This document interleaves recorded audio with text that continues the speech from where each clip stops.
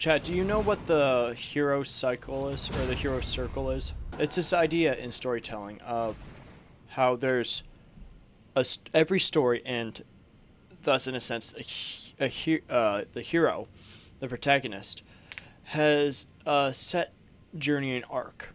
The mustachio gentleman in this video right here, that is looking high as a skunk, dead as an ape, is in fact me. Pre-shave. Though I may look high, I guarantee you I'm not.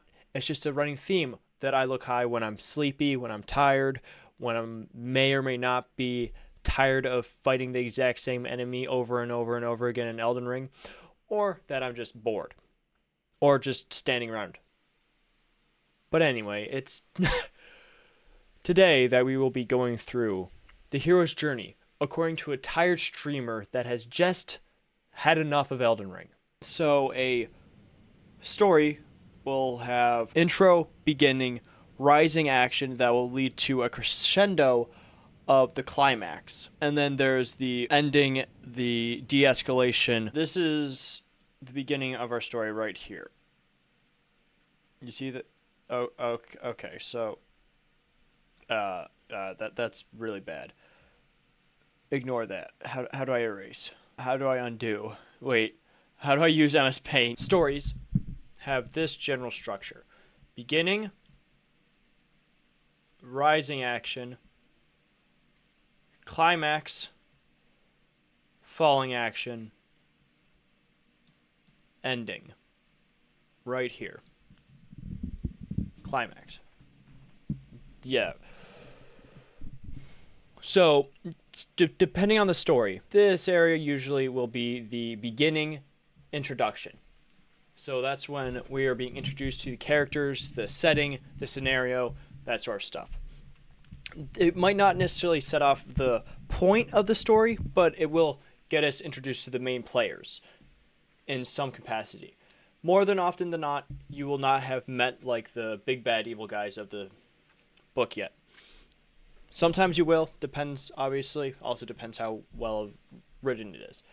And then throughout this section here will be stuff. It will sometimes be rising action, like sometimes the rising action will be more gradual instead of boom.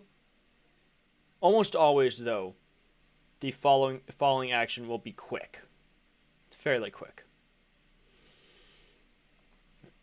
But then rising action is getting up to what's important about the story, the book, the big stakes that are taking place, that are happening.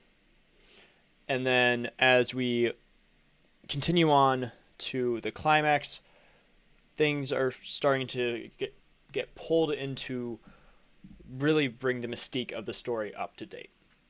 Make it up to snuff in a sense. And it's about here that things really go off. And then obviously the climax happens, like the big battle, or however it is that the story ends. Big climax, and then maybe a chapter. It might just be one chapter and like an epilogue after. That is the falling action and conclusion right here. And generally, the conclusion is quick. It's a short chapter. A book might be 500 pages and might only dedicate 10 pages to stuff that happens after the climax here. The hero cycle. So the hero is the character, protagonist or otherwise, of the story. He is here. I'm bad at MS Paint. So he starts here. Right here. I know it's a little hard to tell, but that's Sonic. And yes, 165 bosses is too many for me. The start of the hero circle, he has his training arc, which is probably about here.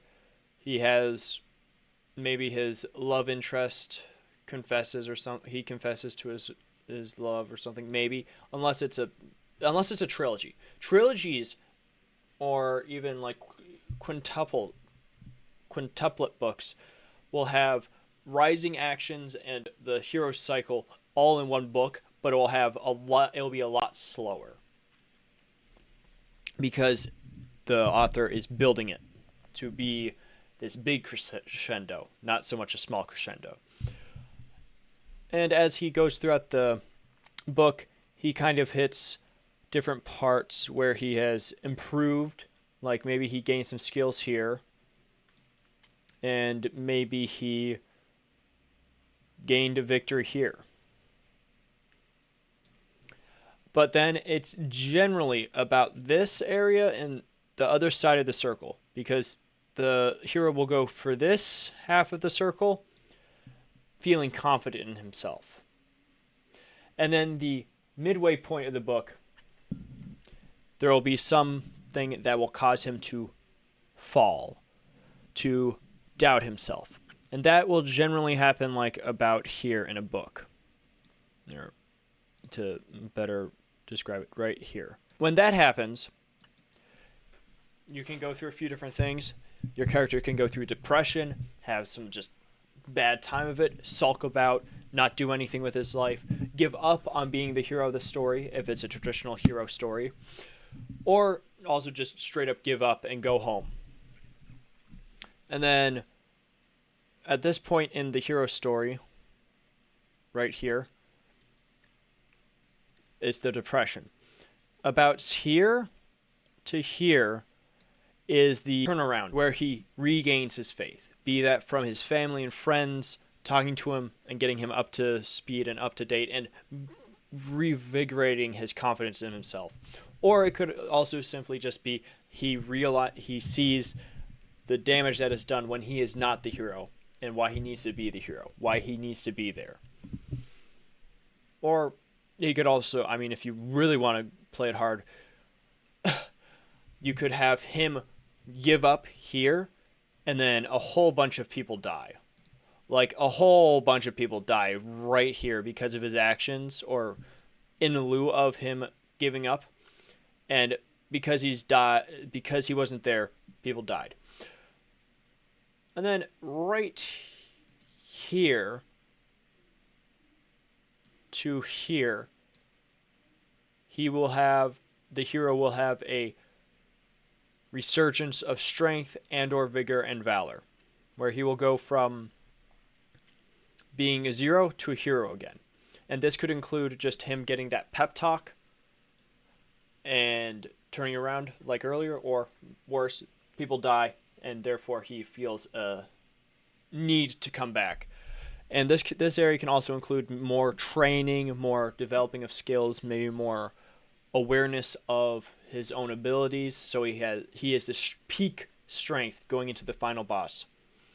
And then he is set back to standard check right here where he was at the beginning of the story, more or less. But this time he would have gained a layer because he went through this.